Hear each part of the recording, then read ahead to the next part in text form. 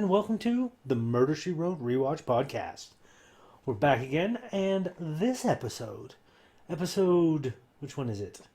Episode 19. Really? Only 19? Meh. Okay. Episode 19, Armed Response. Now, I wasn't sure where the name of this episode came from, but it kind of explains itself once you're a little ways in to the episode. Now, as always, I'm going to start by looking at our cast of characters today. As always, we have Jessica Fletcher, played by Angela Lansbury.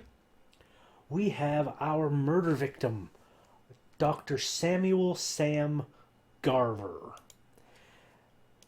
Now, Dr. Garver is apparently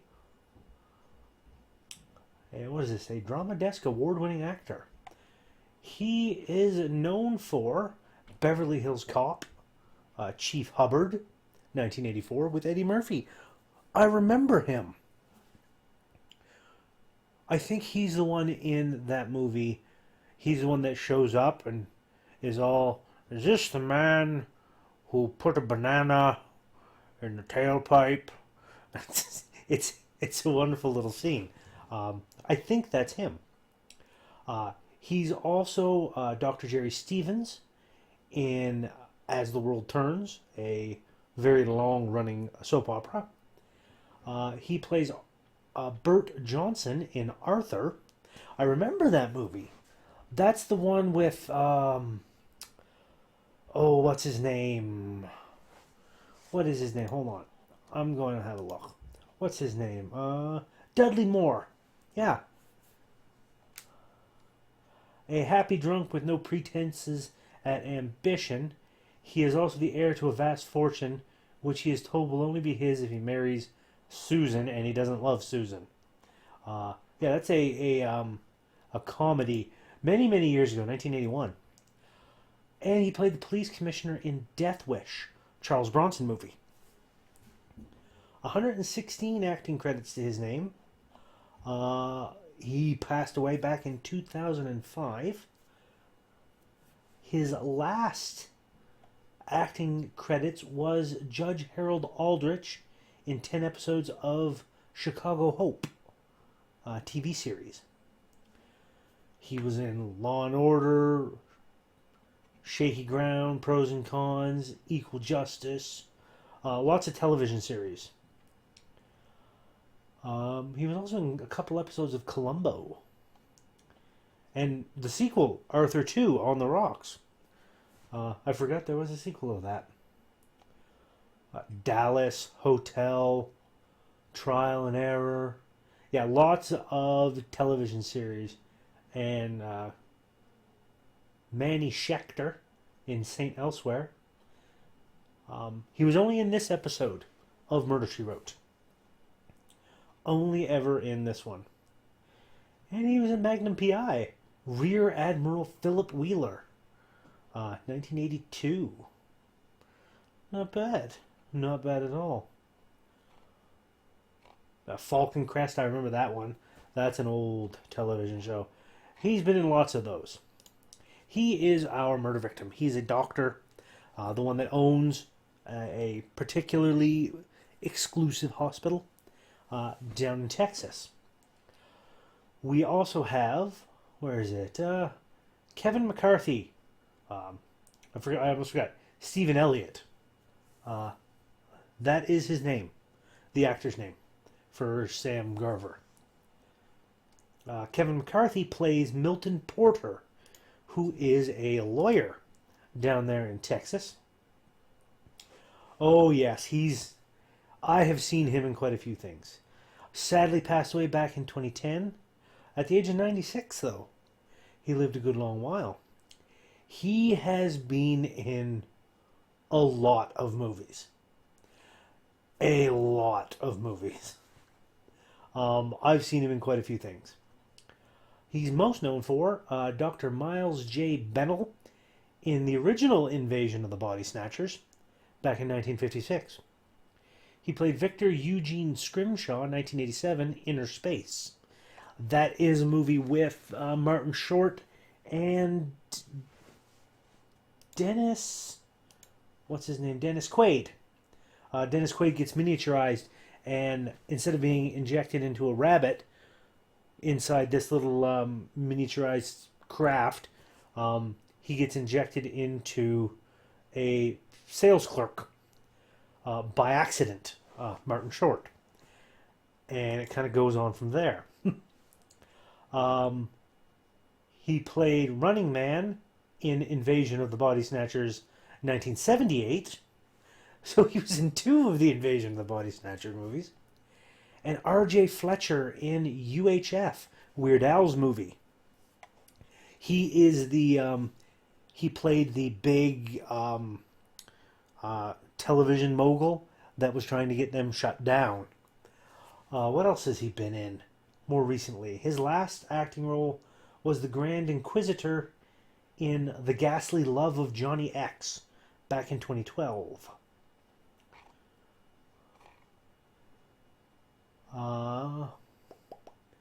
Trail of the Screaming Forehead, 2007. He was in. The District television series, Congressman Reese. He was in 3 episodes. He apparently played Grandpa Adams in the Addams Family Reunion, 1998. I wonder, is that the original? No. No, that's not the original cast, because that's the one that has Tim Curry in it. As Gomez. And that's not the original Gomez. Okay. Interesting. The Weird Al Show. He was the mayor in that one for like 1 episode, I guess. What else has he been in? He's been in a lot of stuff. Human Target, the television series, 1992. He was Harry Chance in 1 episode of that. Murder, She Wrote. He was in 3 different episodes. This one, 1985. He played a different character in 1991, and a completely different character after that in 1992. So he was in a few there. Oh, yes. Oh, I think I've seen that. Hold on. Yup. Yup. Ghoulies 3. Ghoulies Go to College. He played Professor Ragnar. The Ghoulies. Now there's an old horror movie. Oh, the Ghoulies. Wow.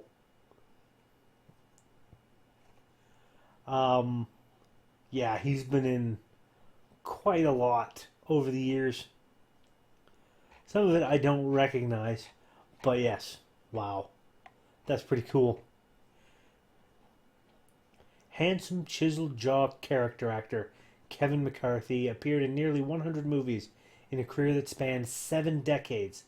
70 years acting. He also had some starring roles, most notably in the horror cult classic Invasion of the Body Snatchers. Huh. Very cool. Very cool. Always a pleasure to see him in a role because he kind of chewed scenery a little bit. But that was cool. That was neat. Who else do we have? Well, there's a couple other doctors we should look at. Let's see here. Sam Groom played Dr. Wes Kenyon. He is most known for... wow. Lots of TV shows. Most known for All My Children, Joseph Orsini. Another World, he was in. He played Russ Matthews and a reverend, I guess. A police surgeon. Dr. Simon Locke he played, and Paul Harris in Deadly Eyes.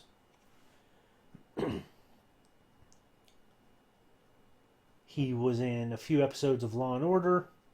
Uh, as I said, a few episodes of Another World, One Life to Live. Otherworld, Hal Sterling.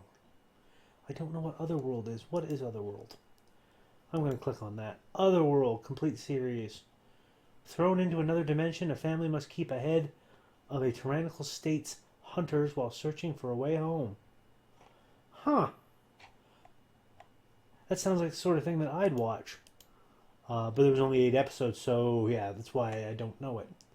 Only this episode of Murder, She Wrote has he been in. And some other older shows. Police Surgeon TV series. Dr. Simon Locke, Dr. Simon Locke, Dr. Simon Lark. 94 episodes. He played that character. Wow. That's a pretty big one. Not bad, though. Only 48 acting credits to his name. His last one was One Life to Live back in 2005. 2004, 2005. And he hasn't done anything since then. He's kind of dropped off. About 12 years off the radar.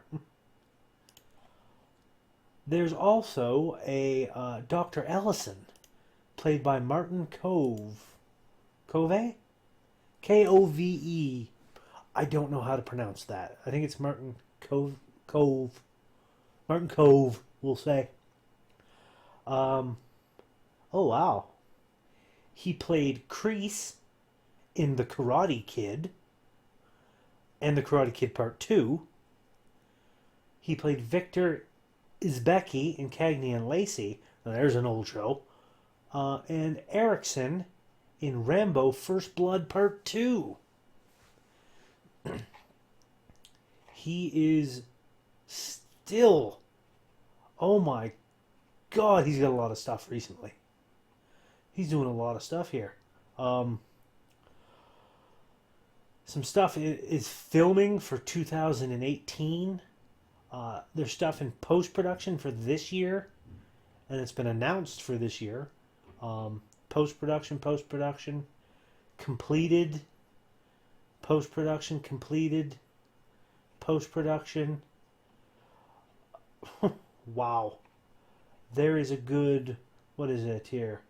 1, 2, 3, 4, 5, 6, 7, 8, 9, 10, 11, 12, 13, 14 stuff. 14 things that have been announced in post-production, completed for like 2017 and later. Huh.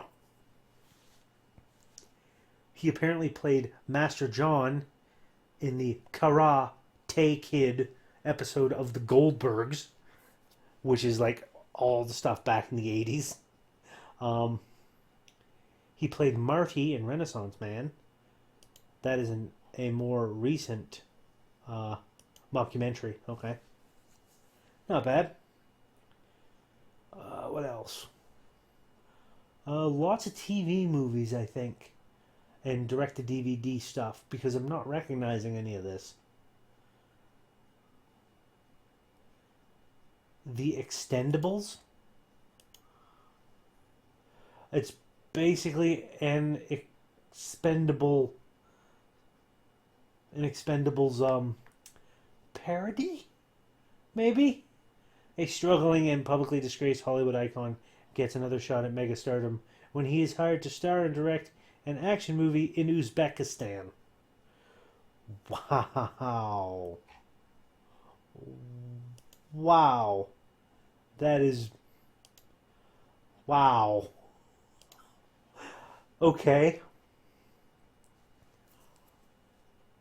Yeah, there's a lot of things like I'm in Love with a Church Girl. He played Terry Edgmond in it. Reality Terror Night. Othello Lazarus. I just don't know a lot of these. This is stuff I have never seen. He played John Kreese in Tosh.0 in an episode of that in 2011. I guess that's a show people watched. Um, yeah. Curse of the 49er, American Gun, Crocodile 2, Death Swamp. Yeah, I have a feeling a lot of these were cheaply made movies that that basically went directly to DVD. Because I've never heard of half of them. He played a Chi-Roo master in 2 episodes of Kung Fu, The Legend Continues, back in 93, 94. And these are stuff I know. Karate Kid Part 2, or Part 3, Sensei John Kreese. He reprised his role in all the Karate Kid movies. Which is cool.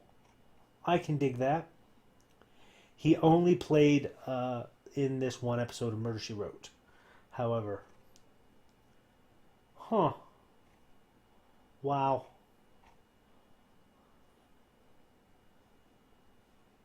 The Hardy Boys / Nancy Drew Mysteries television series. There was, oh my god, that is so 80s it hurts. Wow. There's 3 seasons of that. Pamela Sue Martin played Nancy Drew. Oh, wow. So 80s it hurts. And that was back in the 70s, so that's even worse. Okay. But yes, he's... This guy, this actor, Martin Cove, 214 credits, and he's still going. Gee. Oh, what's this? First turned up on screen, got himself noticed. Oh, he got himself noticed as the villainous Nero the Hero in the low-budget road race Death Race 2000. Okay. That's an old movie, that one. Death Race 2000. Nice. Not bad. So that's him. Those are the doctors we have. Now there's a few nurses as well. Nurse Marge Horton, who is like the head nurse of this little hospital, played by Susan Oliver. Her last acting credit was back in 1988. She passed away in 1990. She is most known for playing Anne Howard in Peyton Place, Norma in Butterfield 8, Susan Andrews in The Disorderly Orderly, a Jerry Lewis movie, comedy, and Claire Trent in Hardly Working, another Jerry Lewis.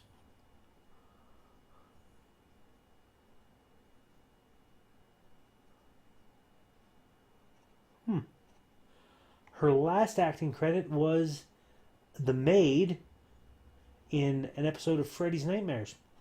Judy Miller, Come On Down. She played Vina in the 1986 Star Trek. Which one? 1980? That wasn't... Did they re-release that?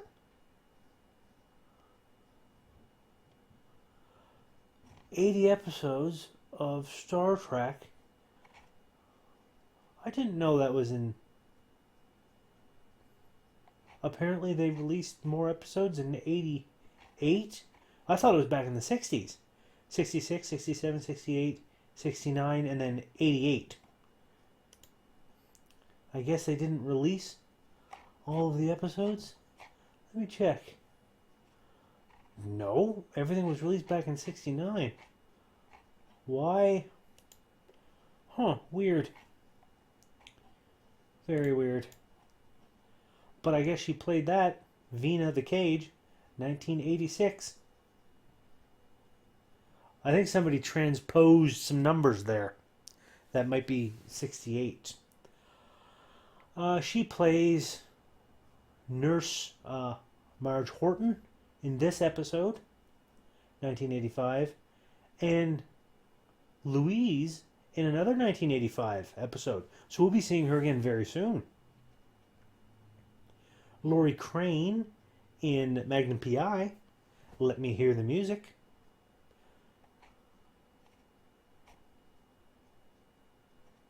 The Manhunter. Police Surgeon. The FBI. Yeah, a lot of these I don't know. Okay. But she plays Marge Horton. There is Nurse Jenny Wells, played by Kay Lenz.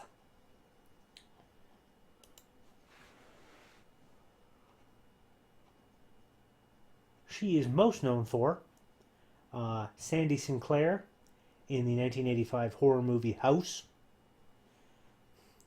Karen Sheldon in Death Wish 4, The Crackdown. Breezy in the 1973 movie Breezy. And Jane in the 1973 movie American Graffiti, which is an extremely well-known movie.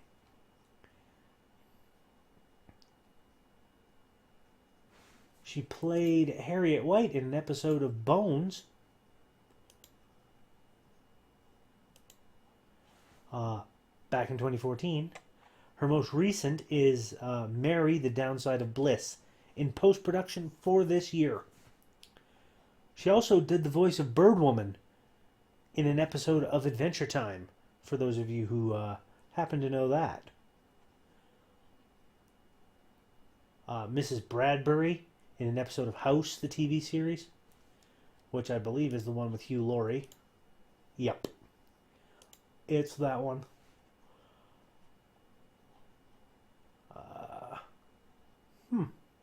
Very interesting. Oh my god. Okay. So that's the voice, is it? Yep. She does the voice of American Maid in the television show The Tick. Yep. The wonderful Jenny Wells in this episode of Murder, She Wrote does the voice of American Maid in The Tick. That's amazing. Lois and Clark, The New Adventures of Superman. She played Constance Hunter in one episode. Maggie Zombro in Reasonable Doubts TV series, 32 episodes of that. Simon and Simon, she was in 4 episodes of that show. What else? Where's the Murder, She Wrote at? Let's see how many episodes she's been in. No, I need to go up a little more. Murder, She Wrote. Nurse Jenny Wells. Just this episode. Very interesting. So, 113 credits to her name. She's been in a few things over the years. Some quite recently. And she's still going. Good on her. Good on her. Kay Lenz. Lenz. If you're curious as to how you spell that. Who else do we have? There's also Sadie Winthrop, played by Martha Ray. Passed away back in 1994. She is most known for The Martha Ray Show. She had a show named after herself, which ran from 1954 to 56. She played Annabella Bonheur in Monsieur Verdot with Charles Chaplin. Wow. That's a pretty... Get to be in a movie with Charles Chaplin himself. 1947. She was herself and the hostess in All-Star Review, 1951 to 53. And Lulu in Billy Rose's Jumbo, 1962.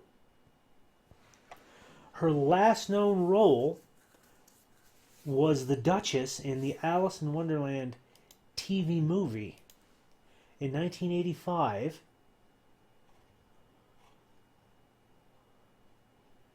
Huh. 1985.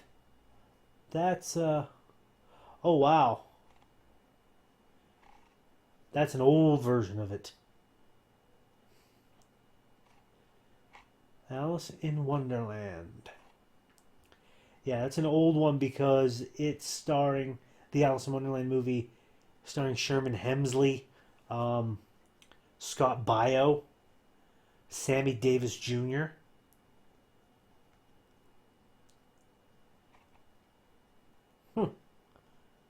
Quite red buttons.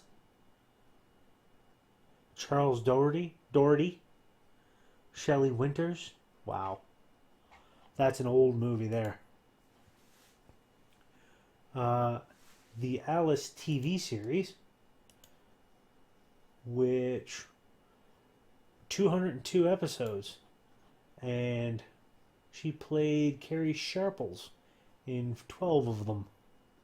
Sadie Winthrop, she played in Armed Response, this episode of Murder, She Wrote, the only one, which is in 1985, and then the Alice in Wonderland TV movie after it was her last. The Red Skelton Hour. Oh, Red Skelton. She played, she was in 8 episodes of that. And a lot of older movies. 1936 up to 85. Huh. Wow. Not a lot of acting credits, but there's some old stuff in there. Some really old stuff that is quite formative. I guess you could say. Okay. There's also Eddie Bracken, who played Barney Ogden. Now, Sadie Winthrop and Barney Ogden are both patients here. Eddie Bracken passed away back in 2002. He is most known for E.F. Duncan in Home Alone 2, Lost in New York. Roy Wally in National Lampoon's Vacation. Norval Jones in The Miracle of Morgan's Creek. And Woodrow Truesmith in Hail the Conquering Hero. His last acting role was in the TV series Ed. He played Stuckyville Stan. What else has he done? Vernon Hood in an episode of The Cosby Mysteries. I remember watching that show back in the day. Father Burke in Winnetka Road. Now, Home Alone 2. Monsters, the TV series. J.J. Freddy Fredericks. What is that? Monsters, the TV series. Do I know that one? A horror anthology about a family of monsters watching a different horror story every week on their TV. Each tale is separate, often cautionary, with occasional dark humor and irony, and features various deadly creatures. Okay. Weird. Oh, what else? What else has he done? He was only in that episode of Murder, She Wrote.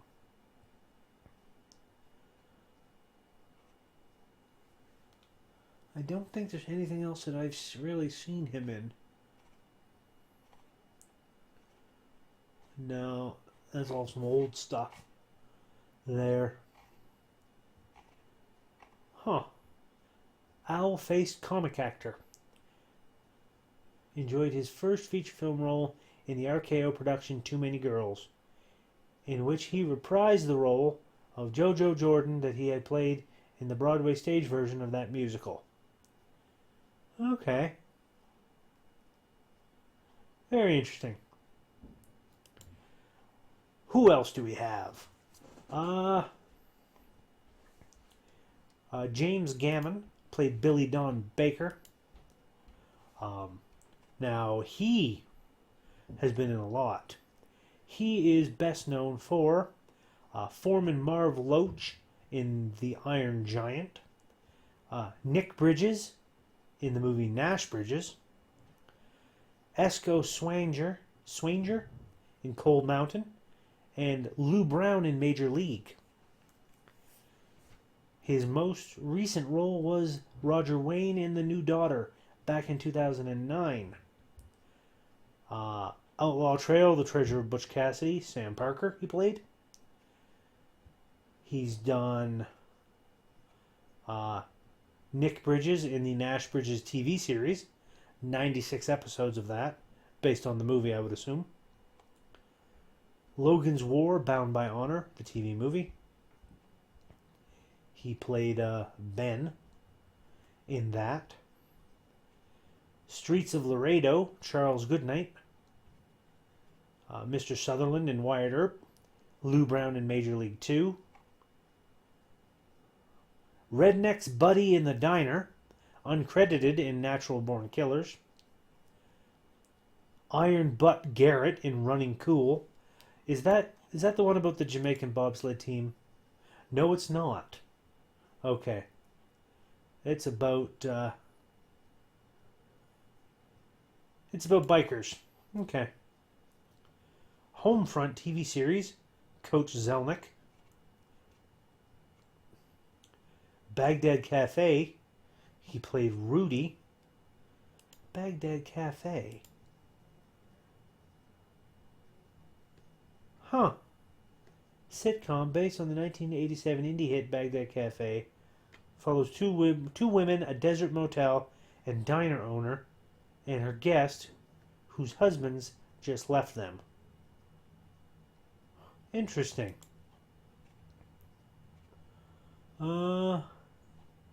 What else? Let's see. American Playhouse. He was a few different characters in that. Cagney and Lacey. Murder, She Wrote, just that one episode. Billy Don Baker. So yeah, he's been in a few things more recently that I've seen him in. The Cell by Teddy Lee. Is that the one I think it is? Yep, that's the one It's one with Vincent D'Onofrio in it. The Cell. Huh. Nice. I like it. We also have his wife, maybe? Melanie Barker. It's credited to her, but it might be Baker. Played by Victoria Carroll. She is most known for the voice of Sadie Mae Scroggins in Scooby-Doo Meets the Boo Brothers. The Kentucky Fried Movie, she played the nurse. The Man with One Red Shoe, she played the receptionist. And Nightmare in Wax, she played Teresa. Her most recent acting credit is 2013. She played Sherry in the TV series Fortune Son.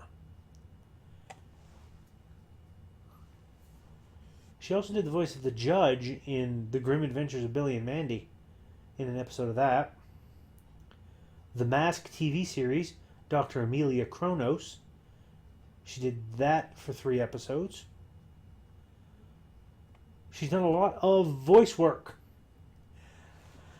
since then, because she played Matron in Batman the Animated Series, D2000 and Dr. Beatrice Brute in Darkwing Duck, Princess Grace in Tailspin, Pomona, Alice, and Bossy in Chippendale's Rescue Rangers, Boom Boom Beagle, Witch 1 and Witch 2 and Witch 3 in the old DuckTales.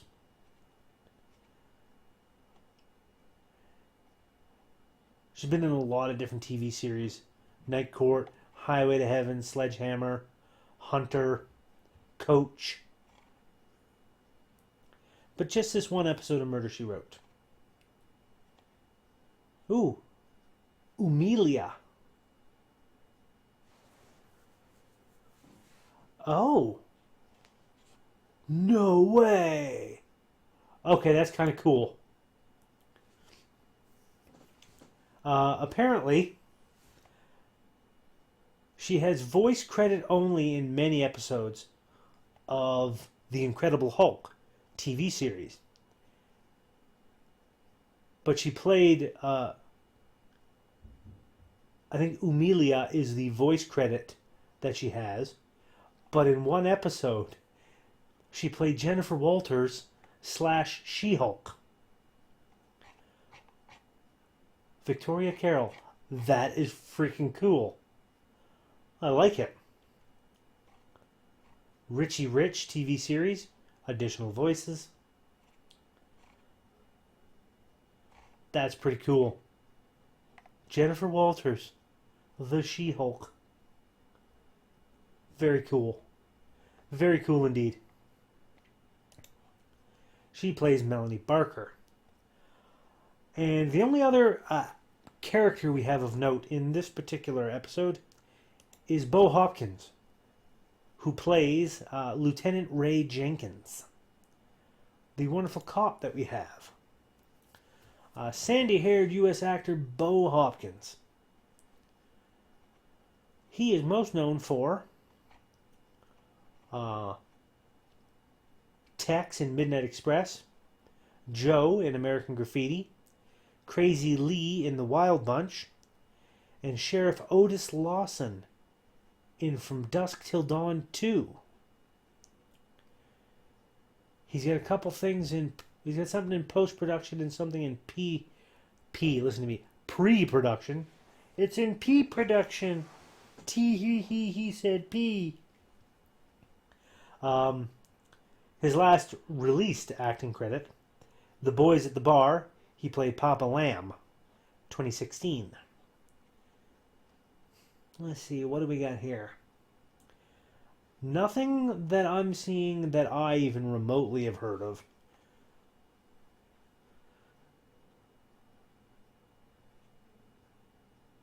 Texas Blood Money, From Dusk Till Dawn 2. Direct-to-video, 1999. No, don't know these ones. I do not know any of these.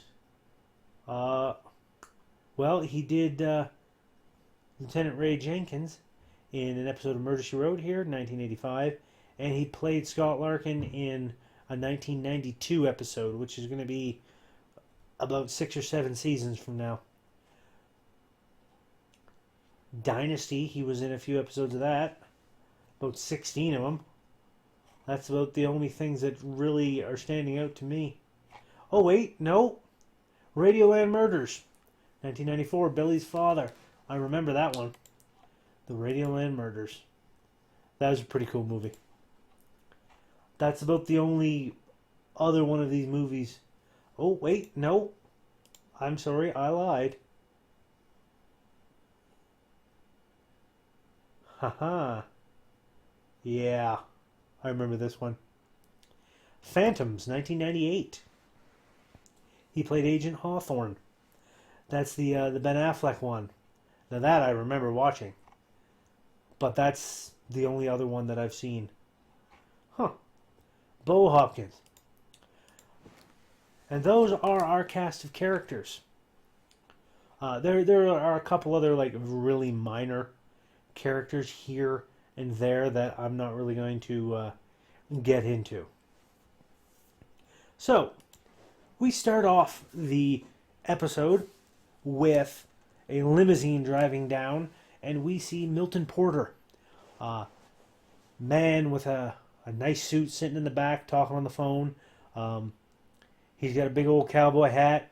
He's got a big old Texas drawl as he's talking about making money, about getting somebody's John Hancock on a retainer, and getting a book deal because it's the only way that they're going to get paid. And he's getting driven to the airport to pick up Jessica Fletcher. And he is he is the soul of Texas hospitality. He is very much this expansive speaking, gentlemanly dude. The big old hat, big deep voice, just laying on the charm when he meets Jessica Fletcher. And she's there to testify on behalf of another writer because there is a plagiarism lawsuit going on, and she is there because it's going to besmirch the good name of this other writer. Whereas Mr. Porter, the lawyer, is pretty much has a countersuing lawsuit for like $6 million for defamation of character and all this and that. Even though Jessica kind of points out, it's not the money, it's the principle of the matter. They're heading out to the airport, walking along, and we see some kids running through the crowd, and one of the kids bumps into the porter that's helping Jessica with her suitcases, and Jessica ends up taking a bad tumble. And she's definitely having a bit of trouble standing when she gets back up. So Porter's like, "Oh, I'm going to take her to see Dr. Sam. We're going to get her checked out." And he carries her helps get her into his limousine. He's going to drive her. He gets his driver to stay behind and take all the witness statements and everything and file a police report. And he's like, "We're going to get $50,000 for this. Gross negligence. It's open and shut case." So it's obvious right from the start that Mr. Porter's mind is on money. The next thing we see is Jessica in the doctor's office. Dr. Sam is there. Very kindly looking man. As well as Dr. Ellison and Jenny Wells, the nurse. Dr. Sam is, of course, letting Jessica know that she's okay. She's got a very minor fracture. They're going to put a walking cast on her, and she'll be able to move around after that. But for the most part, everything should be fine. And Dr. Sam, when talking to Jessica, is very, very warm, very friendly. One of the nurses there, Jenny Wells, starts asking about another patient, Mr. Ogden. And Dr. Sam is very cold to her, to the point that he basically writes off any concern she has about Mr. Ogden. We then see Dr. Ellison helping get the cast, basically solidified and whatnot, on Jessica, and asking her or telling her if she feels any swelling or anything to let them know. And Jessica immediately recognizes from his voice that he's from Chicago. And Dr. Ellison doesn't seem to want to talk about his past much at all. In gets wheeled Sadie Winthrop, who is very much an older woman. She's also got a cast on her leg. She's there to get it taken off and a walking cast put on. And she is very much she's very much the type of character that rambles on. She doesn't seem to stop and listen to other people for a minute. We then see Jessica talking to what's her face there, Marge Horton, the head nurse. She tries to give over her medical insurance, but the nurse declines that because that's not how they do things here. Mr. Porter, the lawyer, comes up and basically is like, "Don't you worry about that. We know who's going to be paying for all this." Basically, as if to say it's going to be the hospital.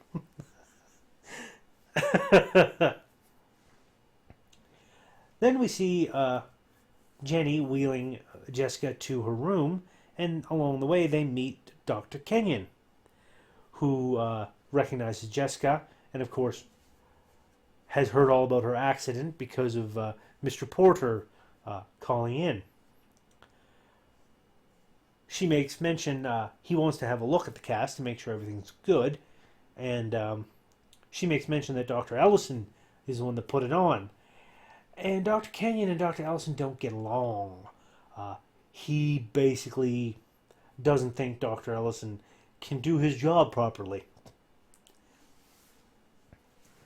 As Miss Wells, Nurse Wells, continues taking Jessica along, they have a little bit of discussion about Dr. Ellison and Dr. Kenyon. That they seem to have a bit of a confrontation with each other. Nurse Wells, of course, informs Jessica that all of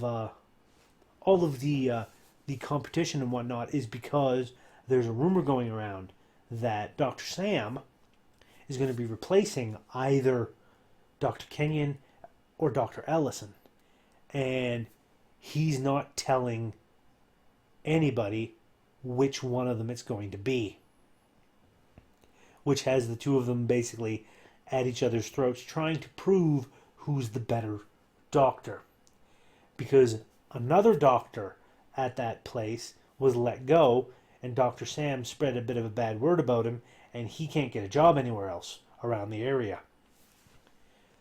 So Nurse Wells basically tells Jessica, if you need anything, just buzz and we'll be right there. Next thing we see is Dr. Sam's place. He is having a party and sending some people out, seeing some people out of his house.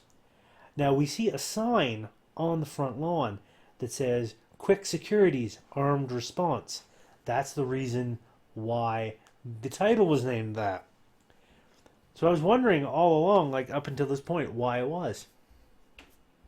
Now we see Billy Dawn Baker and Melanie Barker having a bit of an argument about money and whatnot, and they're definitely butting heads, these two. Dr. Sam, of course, asks them why they always seem to pick his parties to have these arguments, and asks Dr. Kenyon, who's there, what he thinks. Now this scene is quite telling to me in terms of how Dr. Sam is, because he asked Dr. Kenyon, what do you think? And Dr. Kenyon's like, I never take sides in marital disagreements because it's always too dangerous. And Dr. Sam looks at him with this smile on his face, and he's like, that's what I like about you, your decisiveness. Because he didn't make a decision at all. And you can tell it's just like twisting that knife in. We see Jenny Wells call up Dr. Sam at his place and ask about some permission to run tests. Dr. Sam just flat out tells her, no, you don't have it, and don't call my house ever again. It's pretty cold to her. He then sees Dr. Kenyon out of his party, shaking his hand, but then you see him wiping his hand off with a Kleenex after the fact, and letting Kenyon know, because Kenyon thanked him for inviting him to the party, and letting him know that he's going to be inviting Dr. Ellison to brunch tomorrow, because he can't play favorites now, can he? He's wielding his power over people and enjoying the manipulations he's causing. Definitely not a nice man overall. We see Jessica then at the hospital trying to get some tea, but the vending machine ate up her money, so she goes and asks Mr. Ogden if he has any money, and he of course is like no, and basically ignores Jessica or makes her feel like she's bothering him. Uh, Interesting patient fellow there. He comes back into play a little bit later. We then see Dr. Kenyon and Dr. Ellison at the hospital having a bit of a blow up. They go into one of the administration offices and continue to have a very loud argument out of sight of everyone. And there's a couple people that have ended up hearing this, Jessica being one of them. We then see the Quick Security Systems Armed Response offices. There's an alarm going off at Dr. Garver's house. So the security officer calls up the house to try and see if anybody's there. There's no answer. So he says, you better get out there and check it out. So the other security guard goes and goes to check it out. We see him going in his little security car, and he ends up stopping and seeing Nurse Jenny Wells in a little yellow Beetle who is driving away from Dr. Garver's house. Interesting. The security guy then pulls up to the house and starts heading on in, running up the steps. He's like, I'm a security guard. He goes in gun drawn, because it's Texas. And he finds Dr. Garver in the little pool outside his house, dead. We then see the next day, Jenny Wells is giving Mrs. Fletcher some apple pancakes and coffee for breakfast. And when Jessica makes a comment about hospital food, she says this isn't really technically a hospital. See, when rich people get sick, like when rich pampered people get sick, they still like to be pampered, even though they're sick. That's more or less what it is. A private medical facility. Sadie Winthrop ends up pulling up and showing Jessica the paper that she's in with an article about her getting injured at the airport, and asks for a cup of coffee. Now, Nurse Wells says that she heard from Dr. Kenyon that Dr. Garver has put a moratorium on her consumption of coffee because she's too energetic, and she's on carrot juice for the time being. Mr. Ogden ends up coming by and apologizes to Mrs. Fletcher for being rude the other day. And Sadie, of course, offers him some carrot juice, and he seems a little out of it, a little out of sorts. He makes mention that he's paying $1,000 a day, and all anyone can tell him is that he's fine. Because I get the feeling from here that Mr. Ogden is very much depressed, but I don't know how much depression was a well-known or well publicized disease back in the mid-'80s when this came out. So this might be a reason why they have this particular fellow in here, because he's suffering from depression, maybe. It's possible. Jessica heads back to her room and finds somebody in it. It's Lieutenant Ray Jenkins, who wants to ask for Mrs. Fletcher's help because he just transferred to his current division from a very rough neighborhood where, to him, murder is when one guy at a bar kills another guy at a bar when they get in a fight. It's all very cut and dry. He doesn't know how to talk to rich people or even ask them questions. So he knows about Mrs. Fletcher. He's read about her and heard about her. So he wants her help in solving the case and figuring out how to what to do. And he's a very affable, good old boy type of a guy And she, of course, agrees to help him out. So they head off to the crime scene, where the alarm system is explained to Jessica that it's turned on. When you leave, when you come back, open the door, you got 60 seconds to put the code in. If you don't, the alarm goes off. The alarm company will call, and just to check to make sure you didn't mess up. And if you don't answer the phone, they send somebody out. That Mr. Garver, we find out, was shot at a 45-degree angle, which means he was either sitting down when he was shot or somebody very, very tall shot him. But they've got no suspects that are 7 feet tall. They found him in the pool, the heated pool, which makes time of death a little tricky, and the keys outside in the little foyer area between the front door and the little gate. Now, there was also somebody heard a shot a little after the 11 o'clock news started. So with all this information, Jessica doesn't really have any ideas yet. So Mr. Jenkins drives her back to the hospital. Dr. Kenyon is there and meets them at the car, and he's like, "We were just about to send a search party out for you."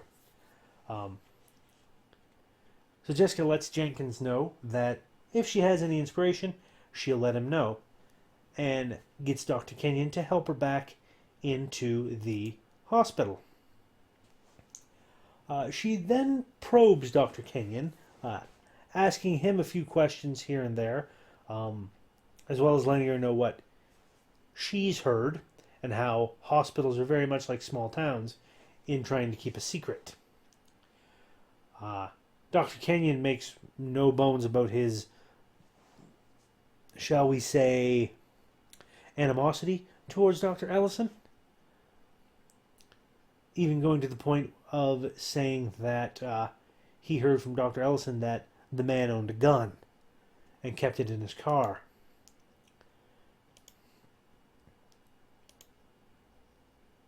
Now, after that,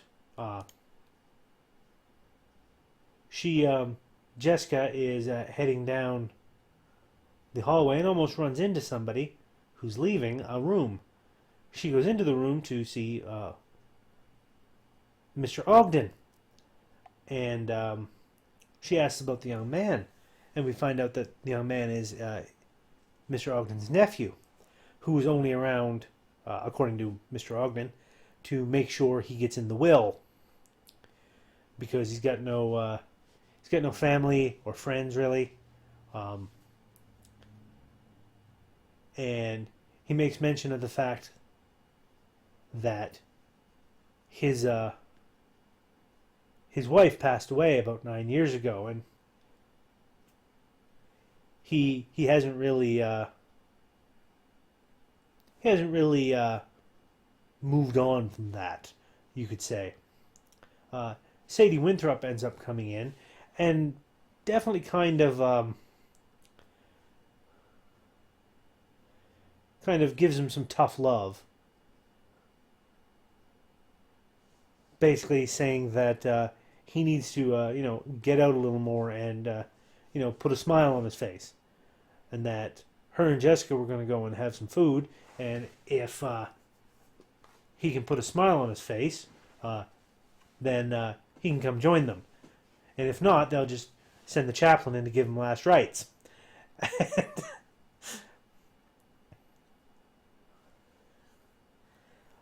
Jessica kind of chastises her for it. And she basically says, "Oh, he just needs a little bit of a kick in the ass," more or less. Jessica sees Nurse Wells being escorted out by the police, and she goes and excuses herself and heads down to see Mr. Jenkins, Lieutenant Jenkins there, and Nurse Horton talking and whatnot. And we find out that they got a tip, sort of a tip, but they've also got a witness. The security guard saw Jenny Wells right around the time of the murder. Of course, Jessica doesn't believe that she did it. Nurse Horton is very upset, and she believes that Jenny Wells has to be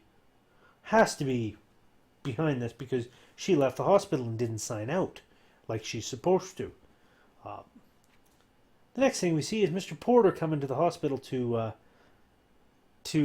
talk to Jessica, and he goes to like give her a hug, and then Jessica's like, "What are you doing?" Giving him this look, and he backs off. Now the two have a very very interesting discussion because Jessica's like, "I need you to go and help Jenny Wells because she's innocent." And Mr. Porter doesn't seem to be immediately jumping on the bandwagon to go and help this poor girl because there's no money in it for him. But Jessica kind of lays down the law because he's saying, how busy he is and he doesn't really have time to take on another case. Jessica's like, well, I was busy because I had to write a book. But that didn't stop me from flying down to Texas, which of course is true. And Mr. Porter's like, I understand. I'll get right on it. So he's very much the epitome of the sleazy lawyer, Mr. Porter is. But he's not such a sleazy lawyer that he's a complete asshole. He definitely does have a moral compass. To him. He can be bullied into doing the right thing. So it is one of those characters, and he plays those characters very well. So he goes and leaves, and the next thing we see is Lieutenant Jenkins talking on the phone with Mrs. Fletcher. We find out that they released Jenny Wells, and they're currently looking into other things. Now, we see Jessica down in the lobby watching Billy Dawn and Melanie Baker come in for her physical, and Melanie is all distraught because Dr. Sam's no longer there, but still tells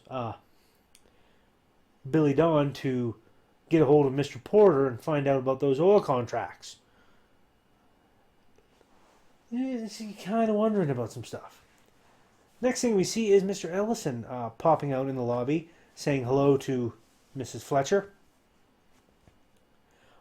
She's just waiting around for Lieutenant Jenkins to come by and pick her up because they just got off the phone a little while ago.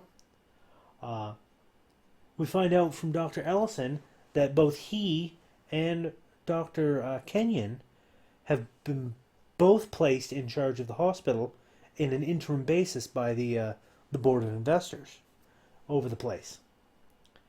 So those two are kind of basically running the show now.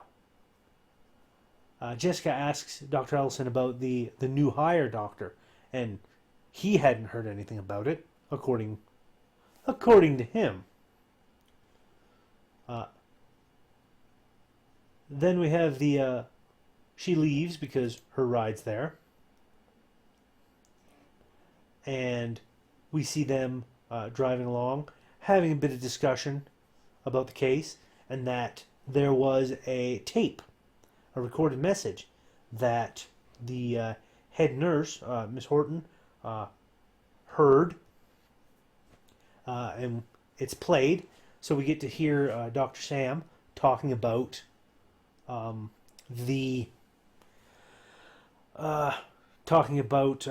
getting rid of Nurse Wells and putting Sadie Winthrop off coffee and on carrot juice, and that he's going right to bed. And it's very interesting because she the this was his last thing. He probably got murdered right after. So we see the two of them going up, and of course, Mr. Jenkins is of course suspecting, that Jenny Wells might be it, and Jessica's like, preposterous. So then she's like, well, you wanted my help after all, so you're getting it. So let's go and take a look at with your first proposal. So they go into the little anteroom with the pool, and Lieutenant Jenkins starts laying out what he thinks happened.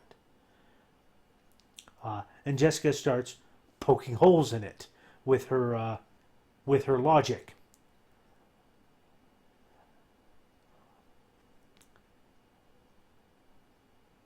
They go to the study, and Jessica is, of course, miming that she was shooting Detective Jenkins from the doorway, and then she's like, no, not the angle's not right. And then she gets closer, and she's like, this is more of a 45-degree angle. Now, Lieutenant Jenkins says, then it's obviously somebody he knew to get that close. Jenny Wells fits that bill. And she's like, you think Jenny Wells drug his body from here out to the pool in the front? To which Jenkins says, well, she's a nurse. She's used to moving around heavy patients all day. I think she could do it.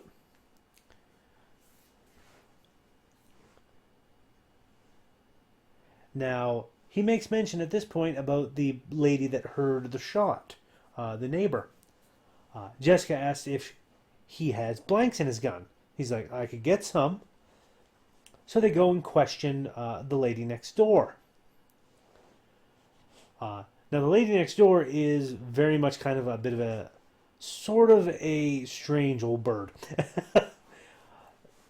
She suspects that the entire thing is some sort of a game show or a hidden camera thing because she doesn't believe Lieutenant Jenkins is actually a police officer and this is really police business. So she's going on and about what do they want her to try and what does she win and this and the other thing. There's a phone call. It's Lieutenant Jenkins, and Jessica's like, "Yes, we're ready for you." Jessica asks if the television is at that volume, like the same volume that it was the night she heard the shot, and she's like, "Yes." She's like, "It's always at that volume." And then they hear a gunshot, and she's like, "That's it. That's what I heard that night." Then they go out to talk to Lieutenant Jenkins, and she's like, "I heard the shot. What do I win?" And he's like, "The shot? Only one shot?" He's like, "I fired two." And she's like, "Oh, I didn't get it right."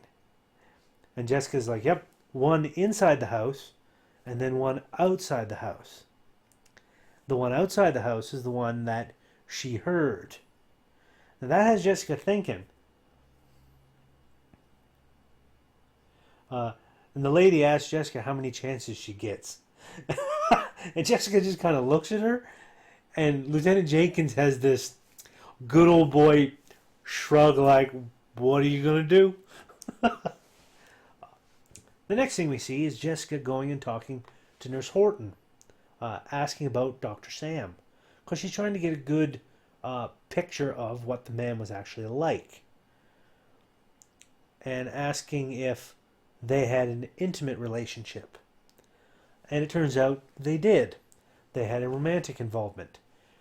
Because Jessica had heard the tape of him leaving a message for her and said that there was more warmth in his voice to Nurse Horton than there was when he talked to any other people. And Nurse Horton, of course, said that afterwards, when she first heard the news, she ended up going home and having a good cry, and then coming back around lunchtime and thinking she'd be okay, but then she heard the message left from Dr. Sam, and it kind of upset her again. Um,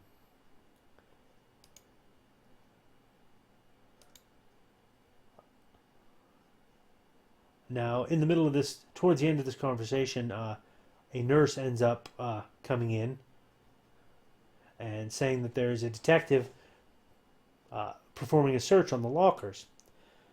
Detective Jenkins is there, of course, Lieutenant, saying he got a search warrant and he got a tip, and they end up finding from this anonymous tip a gun in Jenny Wells's locker.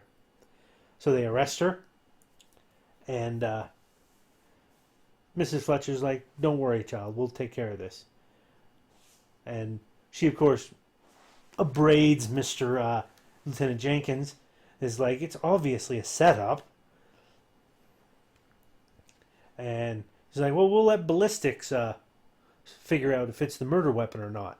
And Jessica has a fantastic line at this point. I really like this line. Jessica is immediately like, well, of course it's the murder weapon. Who ever heard of somebody framing someone with the wrong gun? And it took me a moment. I'm like thinking about it going, yeah, if anybody's going to like plant evidence and frame someone, of course it's going to be like a murder weapon. Of course it is. Nobody's going to just stick a gun in somebody's locker and it not be the murder weapon. It's an interesting point. The next scene we see at Mr. Porter's office. Jessica's there trying to get him to take on the case to defend Miss Wells, get her out on bail. And of course, Mr. Porter is equivocating and trying not to be committal when there's a buzz from his secretary saying that Dr. Kenyon's here and it's urgent. So Dr. Kenyon comes in and says hello to Mrs. Fletcher and basically wants Mr. Porter to know that the hospital is behind Jenny Wells 100%. He knows for a fact she's innocent, and he wants her to represent her, and the hospital will pick up the bill. So he ends up giving Mr. Porter a retainer check for this case. And of course, Mr. Porter is all too glad to accept that money in exchange for the case. Because he's that kind of a sleazebag. Next thing we see is Barney Ogden and Sadie playing gin, and he is extremely happy, singing because he's just got gin.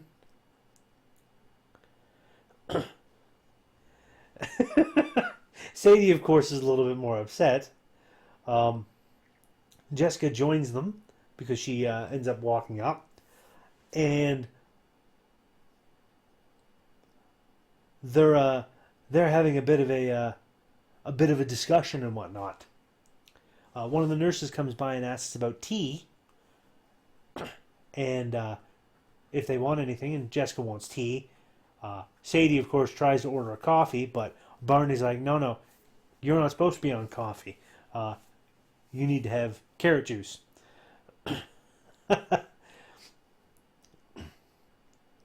And you see Jessica kind of looking back and forth, and she gets this thoughtful look on her face. And you see the gears turning in her head as she's thinking. And then while those two are discussing back and forth, seemingly maybe developing a little bit of a relationship, Jessica gets up and heads on her way. And she's like, no, I have to go. Then we see Jessica calling up Lieutenant Jenkins. Or trying to get hold of him. And he's like, I need to talk to Mr. Jenkins immediately. It's important. The next thing we see is Lieutenant Jenkins questioning Dr. Ellison about the gun and if it's his. Dr. Ellison, of course, denies having a gun. Dr. Kenyon's like, you told me you had a gun. And Ellison's like, I told you a lot of things. It doesn't make them true. Mr. Porter and Jenny Wells and Nurse Horton, uh, and Billy Dawn and Melanie are all there. And Jessica comes to around the corner and basically starts going at Lieutenant Jenkins, basically saying, what are you doing? So she says, come with me. I need to have a word with you. And goes into the administration office. Lieutenant Jenkins follows, and we hear them having an argument in there, just going at each other. And everybody's just standing there listening to this. The Bakers have a little bit of a conversation. Mr. Porter is like, she does have some fire in her. And then Jessica comes around the corner behind everybody and is like, well, thank you very much. And calls out Lieutenant Jenkins, who's in there with a tape recorder that's broadcasting their argument. And he shuts it off. And you can see Dr. Kenyon and Dr. Ellison looking a little nervous.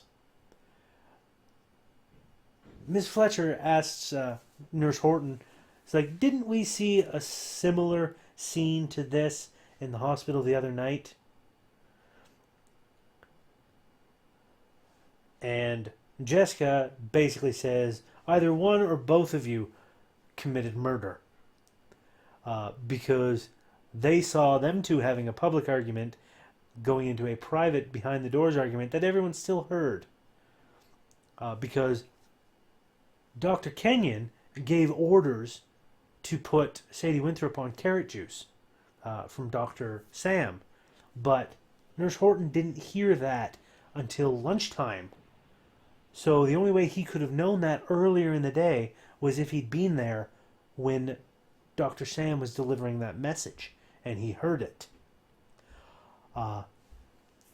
So we end up asking, she ends up asking Dr. Ellison if he would like to say anything.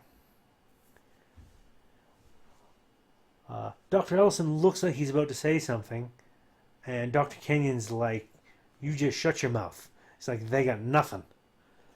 And Ellison's like, you sure about that? And then Dr. Ellison spills the whole thing. How Dr. Kenyon waited at the party after saying goodbye, but he didn't leave. Went downstairs, shot Dr. Sam, threw him in the pond to confuse the time of death. Set the alarm before he left, and took the keys with him. Got to the hospital. They had their public argument. Started playing the recording of the argument that they had set up beforehand. Dr. Ellison took the keys, went to the house, opened the door, left the keys there so that the alarm would go off, went outside and shot a bullet off into the air to make it look like time of death was more recent than it was. Then he went back to the hospital and went in the back way, the same way he had left. All neat and tidy. So it's not just one killer we had today, it was two working together. Very interesting. I didn't see that at all coming in this particular episode. It was kind of cool. The last scene we see is Jenny Wells escorting Mrs. Fletcher to her car, and Mrs. Fletcher explaining why they did it, because it was simple self-preservation. Basically, they decided to put aside their differences and get Dr. Sam before Dr. Sam got one of them. And they only decided to frame her after the fact when she was already under suspicion.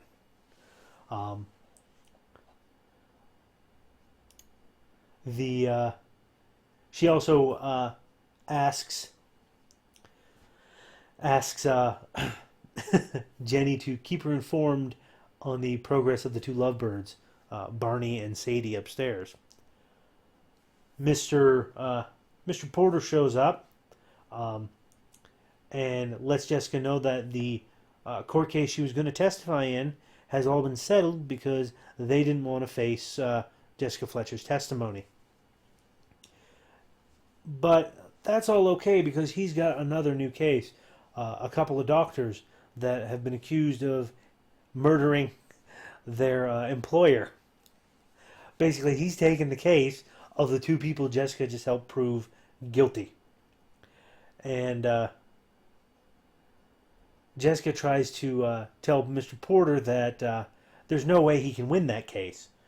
And of course, Mr. Porter's like, I don't make a habit of losing. And wants to escort her to the airport. And she's like, no, I already have a taxi. So goodbye, Mr. Porter. And she says, oh, and one more thing. I'll see you in court. Which means Jessica's planning on testifying against those two in court. And roll credits. Because that's the end of that episode. This episode was really quite fun. I wasn't sure what to expect going into it with the name of Armed Response and the murder in the hospital. I wasn't sure how, like, Armed Response doesn't sound like the sort of murder mystery name for a murder mystery set in a hospital. I understand it after the fact, but going in, it was kind of weird. So that's going to be it for this episode of the Murder, She Wrote Rewatch podcast. The next episode, an unpopular show business personality discovers that elaborate security systems are no guarantee of safety. Murder at the Oasis is going to be the next episode that I cover. And it's going to be interesting. I don't know, but I think I've been enjoying them all so far, so I think it's going to be. But thank you all so much for watching.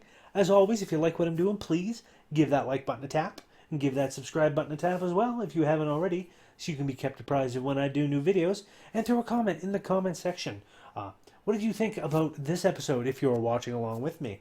What did you think about Murder, She Wrote in general? What do you think I should be doing with this particular thing? Do you think I should be covering all of the cast of characters or just delving into the episode? I